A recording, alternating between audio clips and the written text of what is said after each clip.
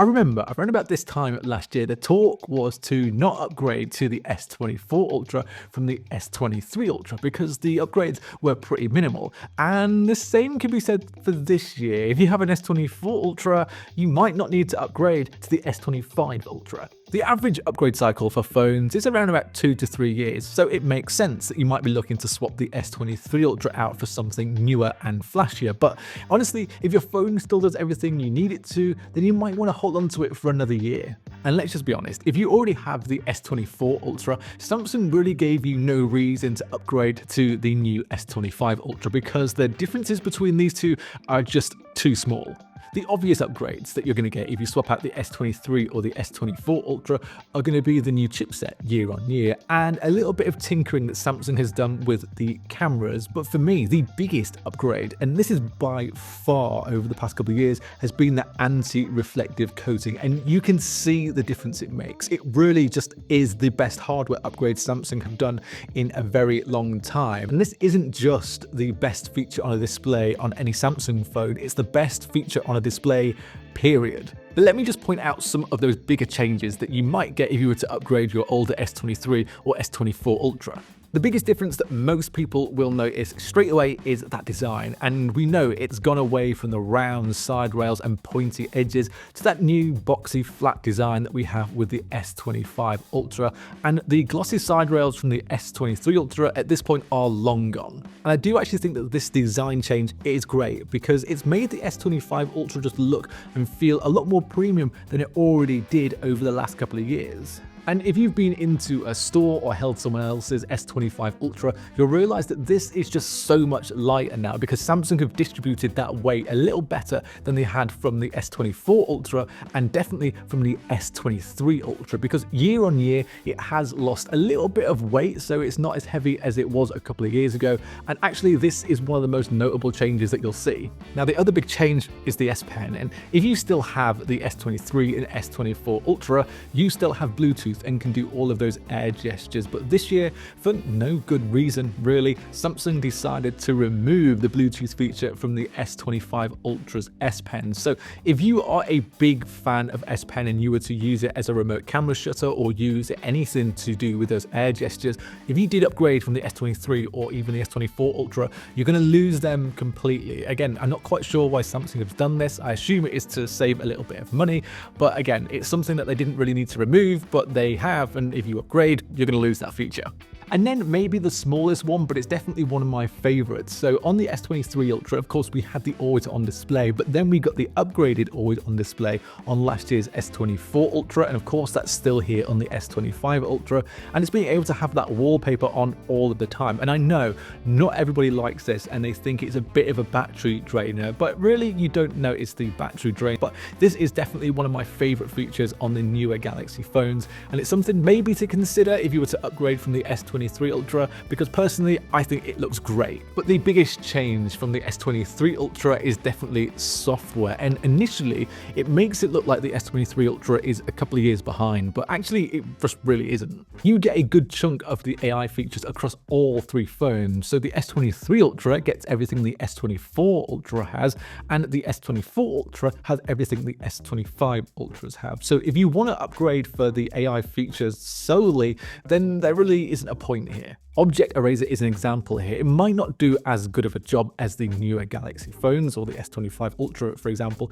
but it is just as quick. You get call assist, browsing assist, and interpreter. So really, AI feature-wise, you are absolutely covered. The problem is the S25 Ultra just feels much snappier, and of course it will do because of its newer Snapdragon 8 Elite chip, but it does feel much quicker than the S23 Ultra, even if that feels the same as the S24 Ultra. A lot of this is just down to One UI 7, which is coming to all the Galaxy phones eventually. We're not sure when, but it will come. And you can actually even get the One UI 7 beta now on the S24 Ultra. And this just means that we expect a lot of what is new to eventually come to the S24 Ultra and the S23 Ultra.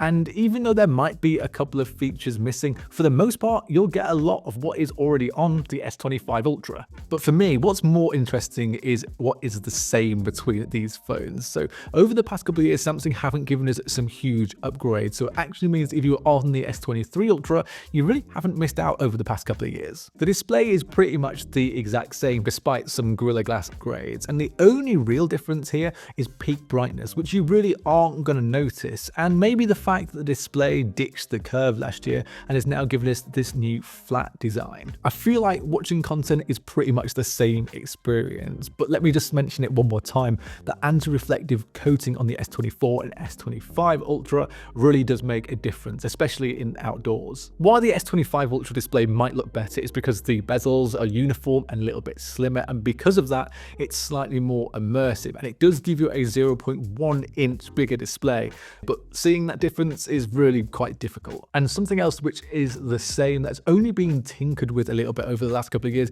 is the cameras. The S25 Ultra is still using the same 200 megapixel sensor and the same 10 megapixel 3x optical sensor from the S23 Ultra. Then we see the slight changes that started with the S24 Ultra. So they did away with the 10x optical of the S23 Ultra and replaced it with a 50 megapixel 5x telephoto camera, which is still the exact same on the S25 Ultra. And then the S25 Ultra replaced the 12 megapixel ultra wide that was on the S23 and S24 Ultra for a new 50 megapixel ultra wide. So there have been slight upgrades over the past few years, but the benefit of those upgrades is pretty small. You can compare photos here taken on all three phones, and starting with that main lens, the only real difference is the processing of the images. So the S23 Ultra seems a little bit more vibrant than the S25 Ultra, and then the S24 Ultra is somewhere in between. I actually much prefer the newer look on the S25 Ultra, but to be honest, there really isn't much of a difference between all three phones.